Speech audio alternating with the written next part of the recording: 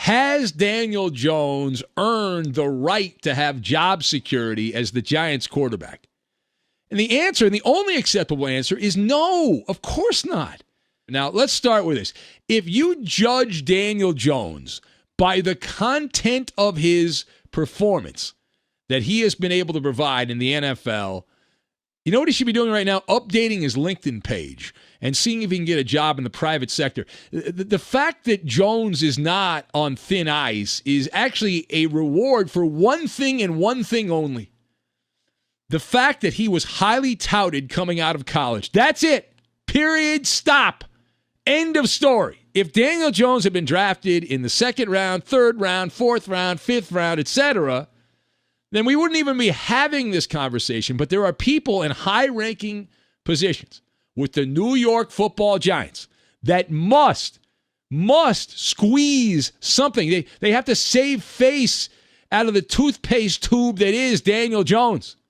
And I'm talking about Dave Gettleman and the other stooges that work underneath him in the front office that put their neck out there.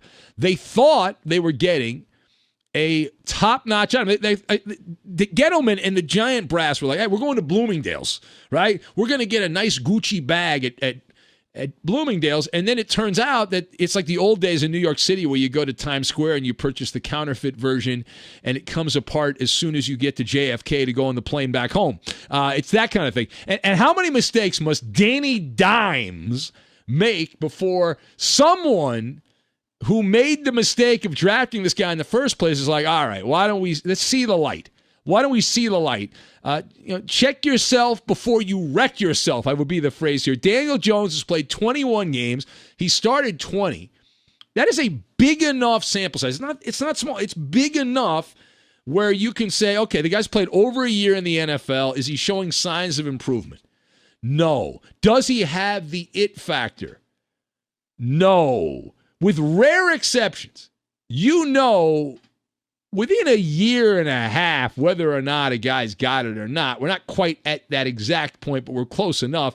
And B, if you look at this in the micro and the macro, which we like to do from time to time for the Giants, short term, the backup plan, they don't have one. Colt McCoy is the backup quarterback. That, we've seen that before. That's a dead-end street, not the solution going forward. But if you take a step back and you look at the long game, right? Not the short game, the long game, simply finding a signal caller who does not give the ball away via fumble and the interception would be a major upgrade. Like, the Giants suck, and they're bad in many areas, but one of the things that compounds that is all of these turnovers. I mean, you watch Daniel Jones give the ball away like he's a baker, and he's making all kinds of apple turnovers here. You go down to Home Depot and find someone who's a replacement. Daniel Jones is useless with all of these mistakes. In 20 NFL starts, he's had 21 interceptions and 23 fumbles.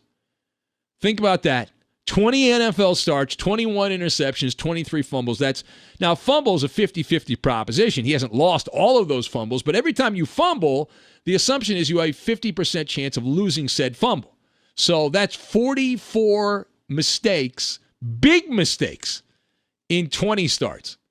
And you can do the math on that. That's basic back-of-the-napkin math there, that's over 2 a game, fumble, interception. And 44 unforced, many of them. Now, some of them were tipped, but many of them were not. And all of them ended up being backbreaking when you think about it. And he got the nickname against the Eagles a couple of weeks back, the Stumble Bum, Daniel Jones. Rumbling and stumbling, and he's a bum. Now, the last word here. So the naked truth is that Daniel Jones' time should be running out. Now, we don't believe it is, but it should be running out, right? In a real world where you are judged by your performance. The Giants are 1-7, and they are in the driver's seat for the booby prize of the NFL draft. Now, this draft is a one-draft guy in 2021, Trevor Lawrence. The Giants right now are in the number 2 position. But if the Jets somehow wake up and they bring back like the old school Jets, like Chad Pennington from back in the day and Keyshawn Johnson, and maybe they'll go even older than that and bring back Mark Gastineau. They bring back some of those old guys. Then they have a chance to maybe win a game or two. But the Giants at 1-7 are first runner-up for the number one pick. And by the way, Daniel Jones, Danny Dimes, has actually been riding down Easy Street. I don't want to hear, it's so difficult playing in New York.